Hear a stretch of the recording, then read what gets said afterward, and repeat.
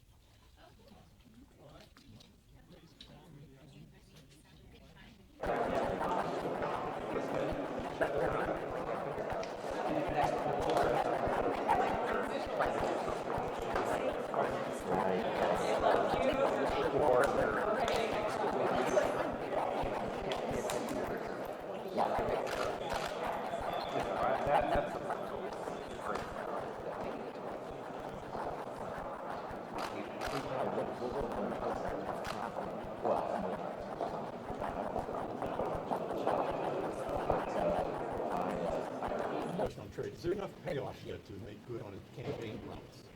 Payoff for what? Payoff for these trade deals. Are we seeing that? Right now, we're getting a lot of the benefits that a lot of people, including me, argue that we would get in a TPP agreement, without a lot of the negative. Take Mexico, for example. Look at the labor things that we haven't been able to achieve in that agreement. So yes, I think we've gone a long way in terms of the steps that we need to have trade. Look, let's put it in perspective. The first thing we had to do was grow the economy. We worked on regulation, energy, taxes, and Dodd-Frank. The next phase was immigration, trade, and infrastructure. But we're well down the road in trade. We've got to start working on this immigration issue. Senator, do you think the Senate should consider new evidence as part of the Senate trial? Absolutely not. Why not? Because that's not our job. The job is to respond to what we've been given in the case that was built by the House. They've given us two very weak articles of impeachment. Our job is to look at what they brought us and decide if that rises to the level of impeachment. Do you want to hear from witnesses? Senator, do you want to hear from witnesses?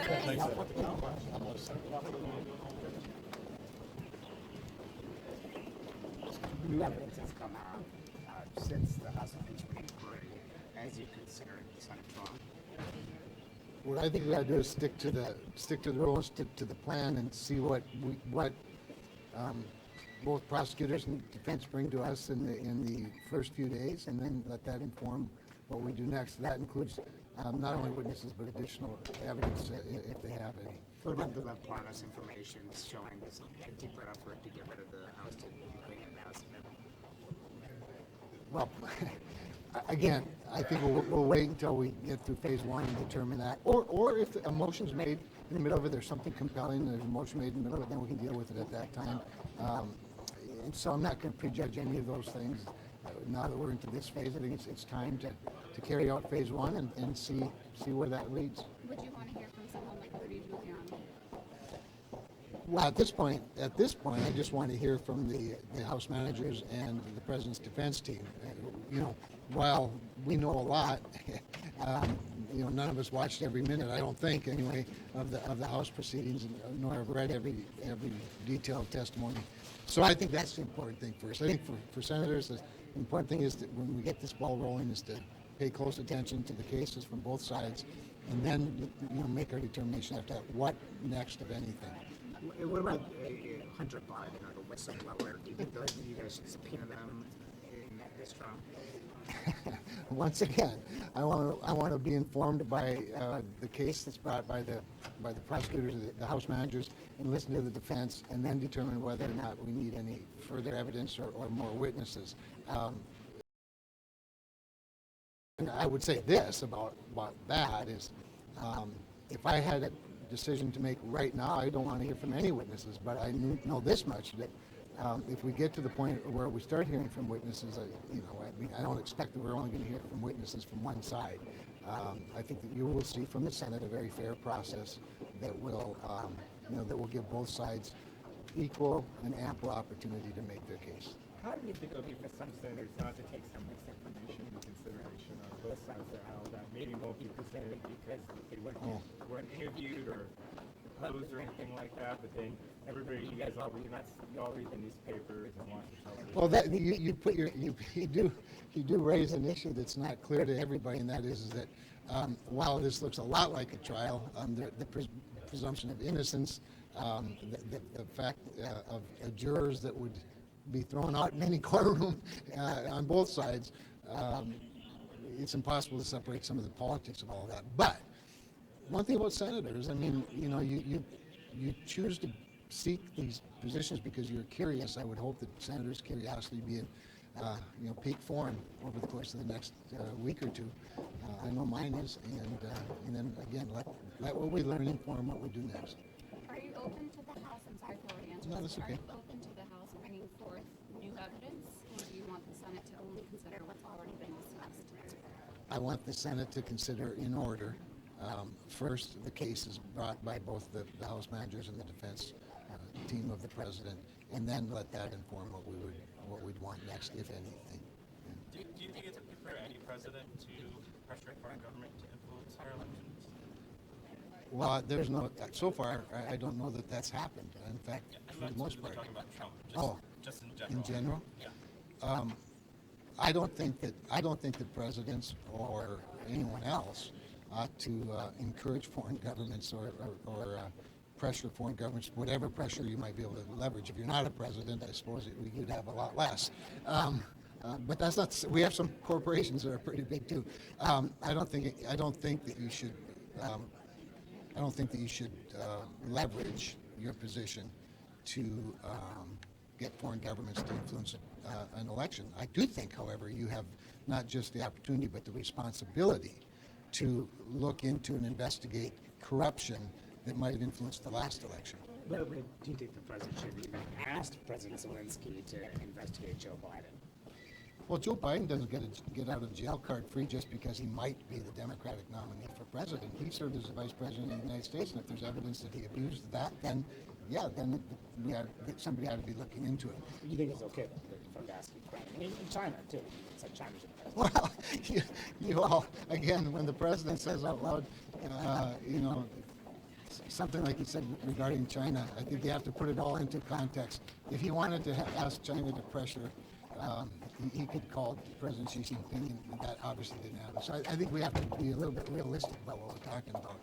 But again, Joe Biden is a former vice president of the United States. If he engaged in corrupt activity, he doesn't get off the hook just because he might be a candidate for president, which is looking less likely all the time.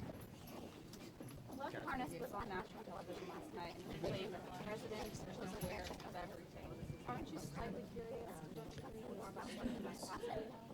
Well, like I said, we'll see. We are about to go into a trial where the House managers will make their case.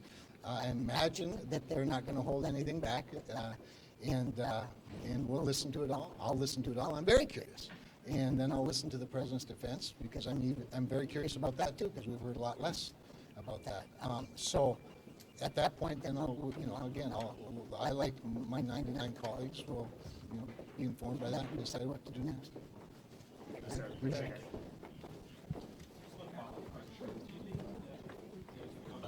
Is there enough tangible credit to the president this time?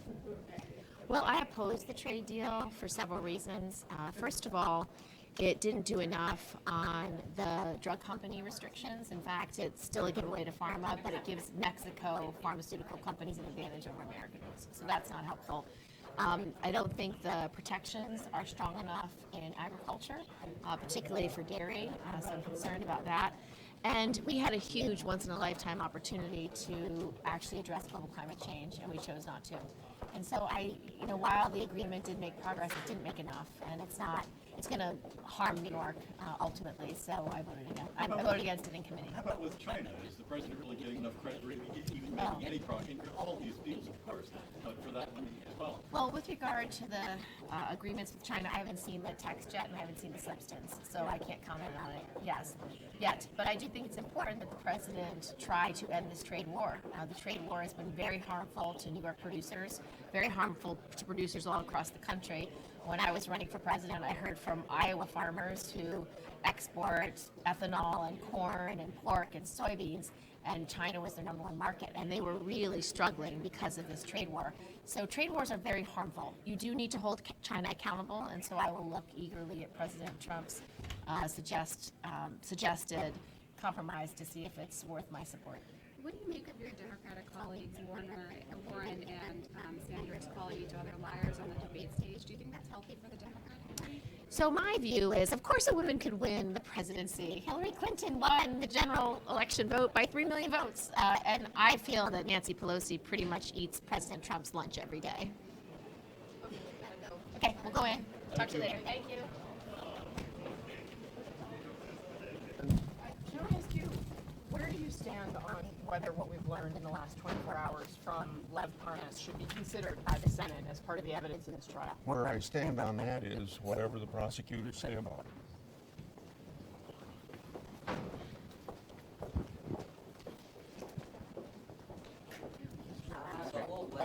One question, just one question. Thank you so much, Mr. Chairman. Sir, can there be a fair trial without witnesses? Yeah, the same witnesses they're saying they need today were available in the House. If you want a witness and the witness was available to you and you chose not to call them, don't blame me. Graham, could you at least respond to the trope of evidence released by Lev Parnas? Do you make up the new evidence that the House released and Lev Parnas' role in all this? Well, the communications from Mr. Parnas now make it clear that Rudy Giuliani, the self-described personal attorney of the president, was negotiating directly, or trying to negotiate directly with the president of Ukraine over this question of military aid and the investigation of the Biden family. The evidence just continues to accumulate that that's exactly what happened, despite the denials of the White House. And some Republicans are saying this morning that they don't want to see any new evidence witnesses, that it's past that time. They just want to consider what the House comes over, even with this stuff. What do you think of them saying? That does not serve the cause of justice, and it certainly doesn't make the Senate look like a responsible chamber if we don't consider new evidence, whether it's helpful or hurtful to the president. We're supposed to be making a considered judgment based on impartial justice, and that means considering the evidence, all of it, good and bad. Are you going to make a case on Tuesday when you're discussing the resolution for more witnesses off the bat?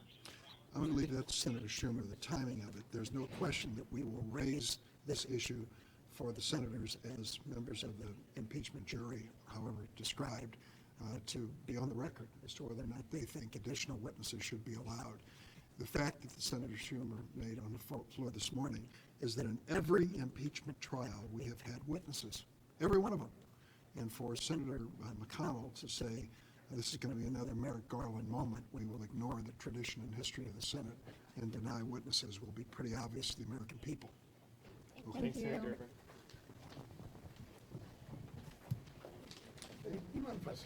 Parnas, that the House released? Just saw the news reports today, so I don't have enough information to give you anything like that. Everybody in our membership, because everything's unpacked.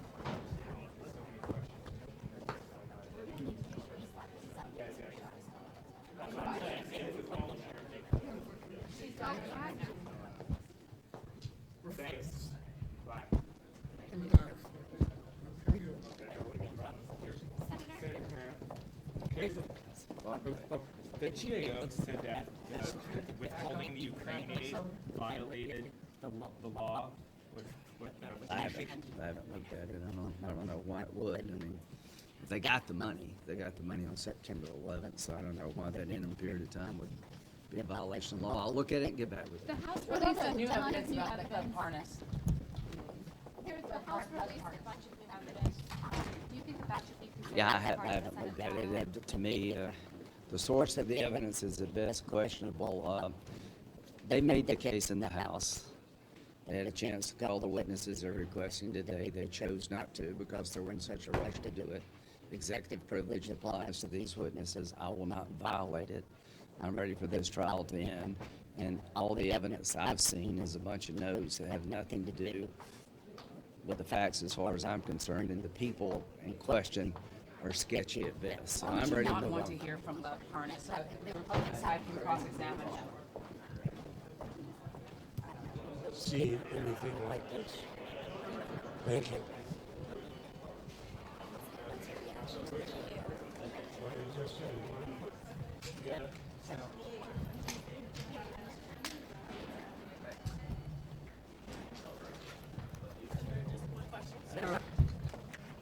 Senator, on the UN, Senator, on the UNCA, on the UNCA and the deal. Yeah. What is the most important thing that you could think that we should achieve with this?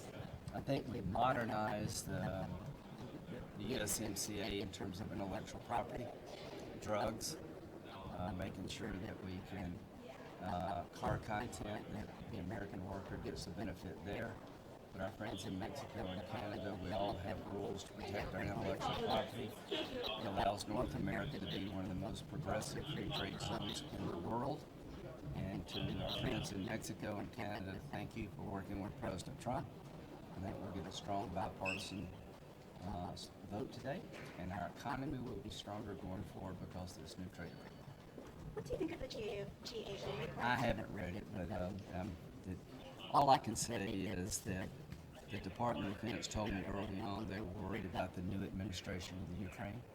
When you look at the flow chart, the amount of money going to Ukraine was virtually the same as it had been before.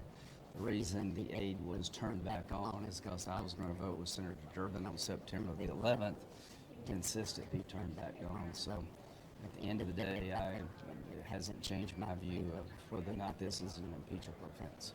Next. This is actually ridiculous.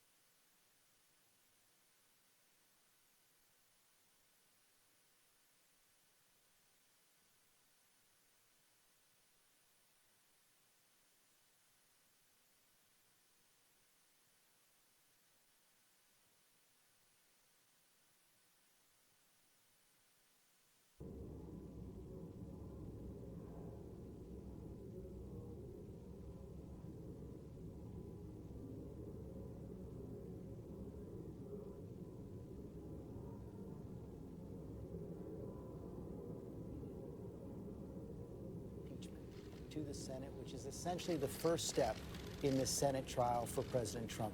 There was a symbolic ceremony last night where the resolution was presented. That was followed by the Senate inviting the House to present these articles, and now these managers who are going to make the case are making that walk across the Capitol. You see Congresswoman Zoe Lofgren there as well, one of the senior Democrats on the team. She actually has worked in 3 impeachment proceedings as a staffer under the Nixon impeachment, as a member of Congress for President Clinton's, and now as a manager in the impeachment of President Trump. You're seeing there, they're making their way across the Capitol from the House side to the Senate side, through the Capitol Rotunda, and then into the Senate chamber, where they will be met by the Senate Sergeant of Arms, announced by the President Pro Tem of the Senate, and then go to read those articles of impeachment and the resolution which appointed them managers as the House. One of the things you'll see as they enter the Senate is the Senate has been slightly now reconfigured for a Senate trial, with essentially a dais up there in the front. You see it right there, and a podium in the middle where the managers will make their case, where the president's lawyers will make their arguments as well. Today we expect 2 major ceremonies. The reading of the impeachment articles now around noon, and then followed by a message sent from the Senate to the Chief Justice of the United States, John Roberts, who's going to preside over this trial, and then he will make his way to the Senate. The Senate will be in order. Senator Charles Grassley, the President Pro Tem. Let's listen in on the Senate. Majority Mr. Leader. President, for the information of senators, under the previous order, at 12 noon, the Senate will receive the managers of the House of Representatives to exhibit the articles of impeachment against Donald John Trump, President of the United States. Mitch McConnell, Senate Republican Leader. The hour of 12 noon having arrived and a quorum being present, the Sergeant at Arms will present the managers on the part of the House of Representatives. Mr. President and members of the I announce the presence of the managers on the part of the House of Representatives to conduct proceedings on behalf of the House concerning the impeachment of Donald John Trump, President of the United States. On the part of the House will be received and escorted to the well of the Senate. All senators in attendance today.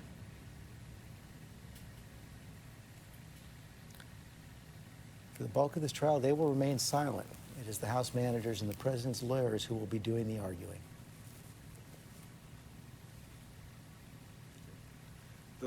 The Sergeant at Arms will make the proclamation.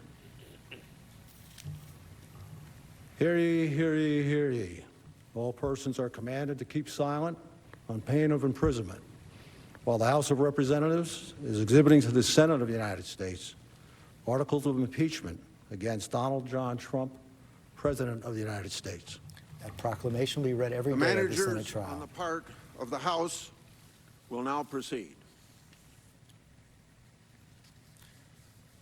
Chairman Schiff, the lead manager for the House.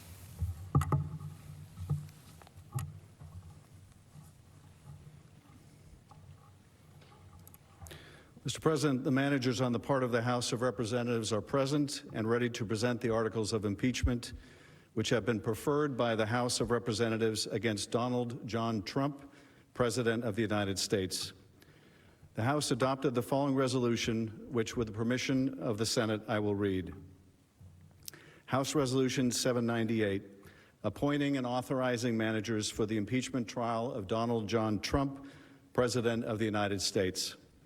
Resolved that Mr. Schiff, Mr. Nadler, Ms. Lofgren, Mr. Jeffries, Ms. Demings, Mr. Crow, and Ms. Garcia of Texas are appointed managers to conduct the impeachment trial against Donald John Trump, President of the United States, that a message be sent to the Senate to inform the Senate of these appointments, and that the managers so appointed may, in connection with the preparation and conduct of the trial, exhibit articles of impeachment to the Senate and take all other actions necessary, which may include the following: employing legal, clerical, and other necessary assistance, and incurring such other expenses as may be necessary to be paid from amounts available to the Committee on the Judiciary under applicable expense resolutions or from the applicable account of the House of Representatives.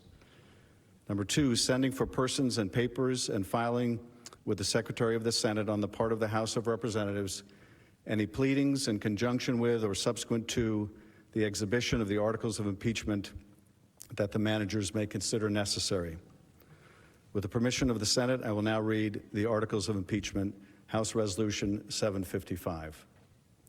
House Resolution 755, impeaching Donald John Trump, President of the United States, for high crimes and misdemeanors.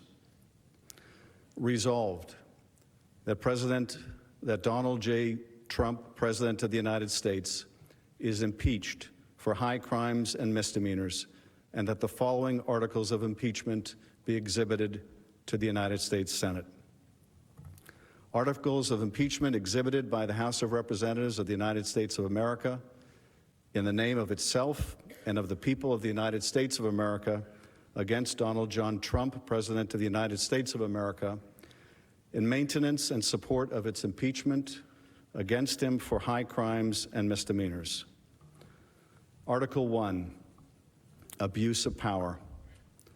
The Constitution provides that the House of Representatives shall have the sole power of impeachment, and that the President shall be removed from office on impeachment for and conviction of treason, bribery, or other high crimes and misdemeanors. In his conduct of the office of the President of the United States, and in violation of his constitutional oath faithfully to execute the office of President of the United States, and to the best of his ability preserve, protect, and defend the Constitution of the United States, and in violation of his constitutional duty to take care that the laws be faithfully executed, Donald J. Trump has abused the powers of the presidency in that, using the powers of his high office, President Trump solicited the interference of a foreign government in the 2020 United States presidential election.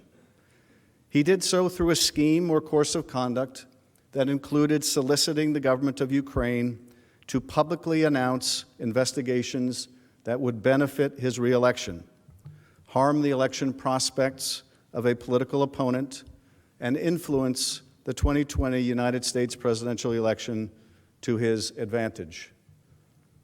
President Trump also sought to pressure the government of Ukraine to take these steps by conditioning official United States government acts of significant value to Ukraine on its public announcement of the investigations. President Trump engaged in this scheme or course of conduct for corrupt purposes in pursuit of personal political benefit. In so doing, President Trump used the powers of the presidency in a manner that compromised the national security of the United States and undermined the integrity of the United States democratic process. He thus ignored and injured the interests of the nation. President Trump engaged in this scheme or course of conduct through the following means. Number one, President Trump, acting both directly and through his agents within and outside the United States government, corruptly solicited the government of Ukraine to publicly announce investigations into A, a political opponent, former Vice President Joseph R. Biden Jr., and B, a discredited theory promoted by Russia, alleging that Ukraine, rather than Russia, interfered in the 2016 United States presidential election. Number two, with the same corrupt motives, President Trump, acting both directly and through his agents within and outside the United States government, conditioned two official acts on the public announcement that he had requested. A, the release of $91 million of United States taxpayer funds that Congress had appropriated on a bipartisan basis for the purpose of providing vital military and security assistance to Ukraine to oppose Russian aggression, and which President Trump had ordered suspended. And B, a head of state meeting at the White House, which the President of Ukraine sought to demonstrate continued United States support for the government of Ukraine in the face of Russian aggression. Number three, faced with the public revelation of his actions, President Trump ultimately released the military and security assistance to the government of Ukraine, but has persisted in openly and corruptly urging and soliciting Ukraine to undertake investigations for his personal political benefit. These actions were consistent with President Trump's previous invitations of foreign interference in United States elections. In all of this, President Trump abused the powers of the presidency by ignoring and injuring national security and other vital national interests to obtain an improper personal political benefit. He has also betrayed the nation by abusing his high office to enlist a foreign power in corrupting democratic elections.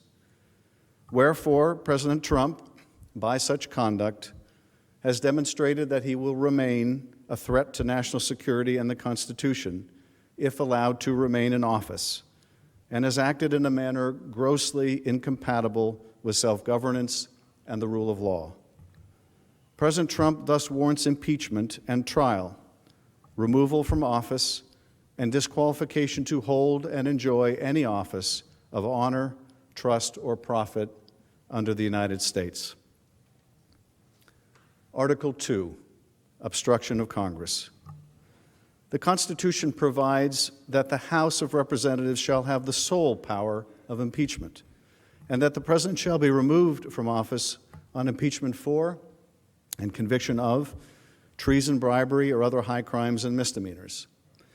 In his conduct of the office of President of the United States, and in violation of his constitutional oath faithfully to execute the office of President of the United States, and to the best of his ability preserve, protect, and defend the Constitution of the United States, and in violation of his constitutional duty to take care that the laws be faithfully executed, Donald J. Trump has directed the unprecedented, categorical, and indiscriminate defiance of subpoenas issued by the House of Representatives pursuant to its sole power of impeachment.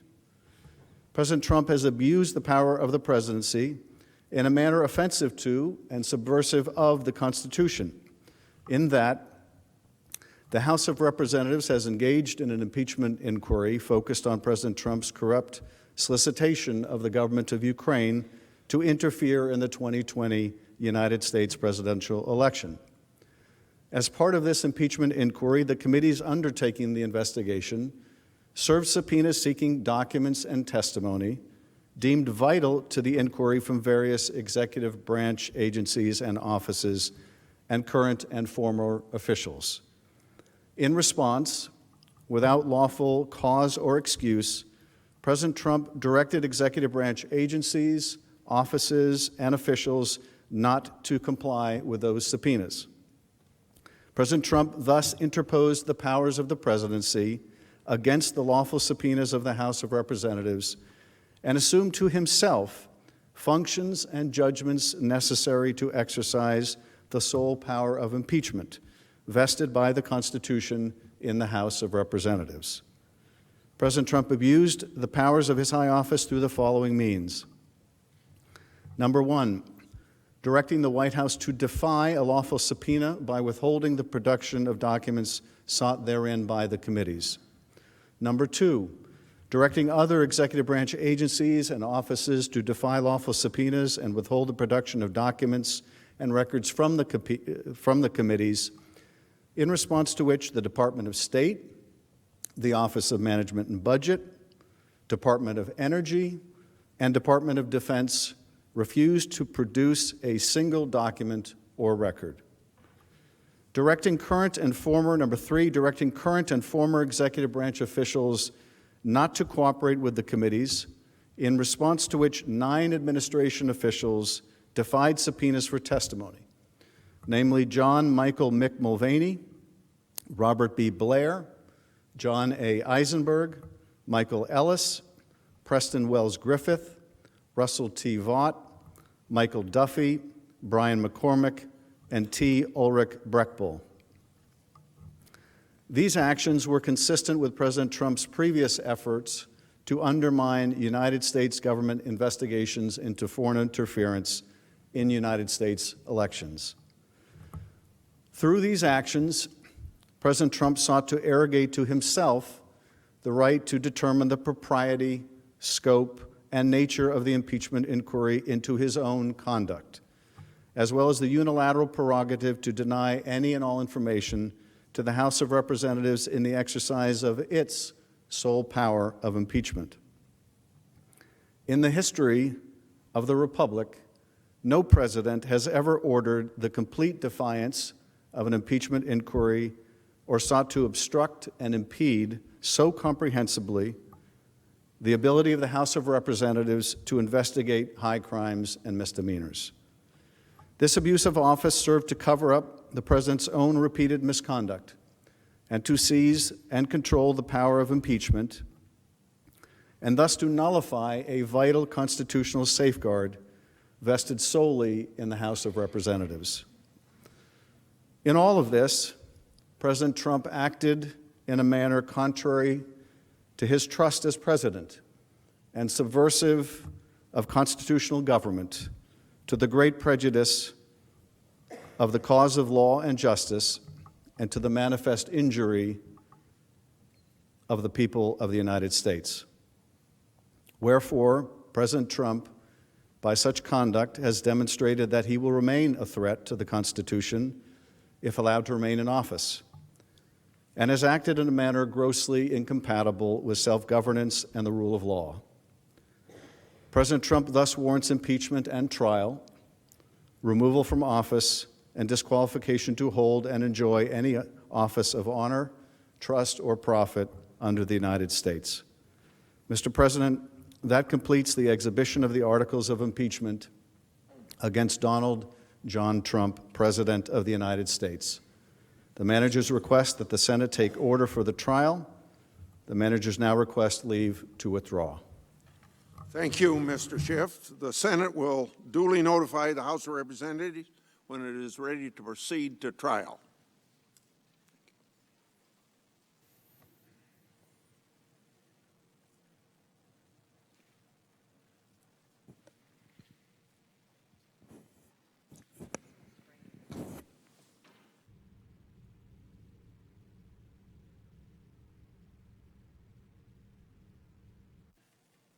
Mr. President. Majority Leader.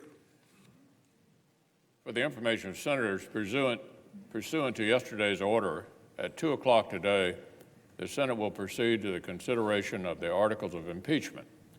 The Chief Justice of the United States will preside over the trial as required in Article 1, Section 3, Clause 6 of the United States Constitution. Also, under the previous order, the presiding officer has been authorized to appoint a committee of 4 senators, 2 upon the recommendation of the Majority Leader and 2 upon the recommendation of the Democratic Leader, to escort the Chief Justice into the Senate chamber. I ask that the presiding officer do so now. The Chair, pursuant to order, on behalf of the Majority Leader and the Democratic Leader, appoints Mr. Blunt of Missouri, Mr. Leahy of Vermont, Mr. Graham of South Carolina, and Mrs. Feinstein of California to escort the Chief Justice of the United States into the Senate chamber. So for the further information of senators, there will be a live quorum call prior to the arrival of the Chief Justice at 2 p.m. today. I ask unanimous consent that the Senate stand in recess subject to the call of the chair. Without objection, the Senate stands in recess subject to the call of the chair.